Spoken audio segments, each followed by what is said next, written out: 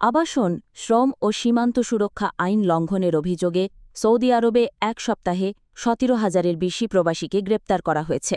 গত ২৬ জুন থেকে ২রা জুলাই পর্যন্ত অভিযান চালিয়ে ওই প্রবাসীদের গ্রেপ্তার করেছে দেশটির আইনশৃঙ্খলা বাহিনী।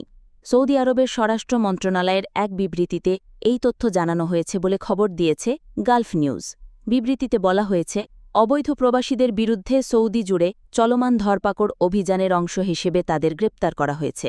গত এক সপ্তাহে দেশ জুড়ে অভিযান চালিয়ে ১৭,৮৬৩ জন প্রবাসীকে গ্রেপ্তার করা হয়েছে।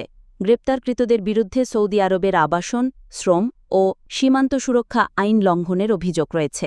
দেশটির স্বরাষ্ট্র মন্ত্রণালয় বলেছে, গ্রেপ্তারকৃতদের মধ্যে আবাসন আইন লঙ্ঘনের ঘটনায় ১০,৭৪৬ জন, সীমান্ত নিরাপত্তা আইন লঙ্ঘনে ৪,৩৬২ জন এবং শ্রম আইন লঙ্ঘনের দায়ে ২,৭৫৫ জন রয়েছেন।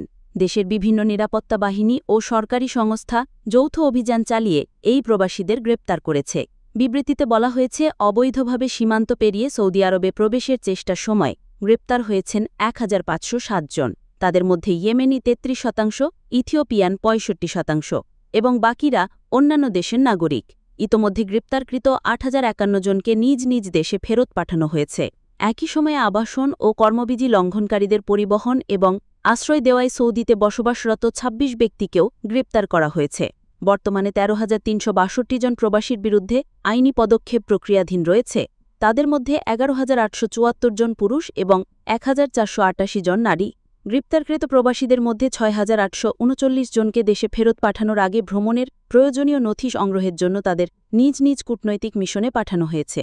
এর পাশাপাশি আরও ২,৩৯২ জনকে সৌদি আরব থেকে ফেরত পাঠানোর ব্যবস্থা করার চূড়ান্ত নির্দেশ দেওয়া হয়েছে। মধ্যপ্রাচ্যের এই দেশটিতে অবৈধভাবে প্রবেশে সহায়তার চেষ্টাকারী ব্যক্তির ১৫ বছরের কারাদণ্ড এবং ১০ লাখ সৌদি রিয়াল জরিমানার বিধান রয়েছে। সৌদি স্বরাষ্ট্র মন্ত্রণালয় এই বিষয়ে বারবার সতর্ক করে দিয়ে আসছে। প্রায় ৩,৪৮,০০,০০০ মানুষের দেশ সৌদি আরব। বিশ্বের বিভিন্ন দেশের লাখ লাখ অভিবাসী শ্রমিক সৌদিতে কর্মরত রয়েছেন।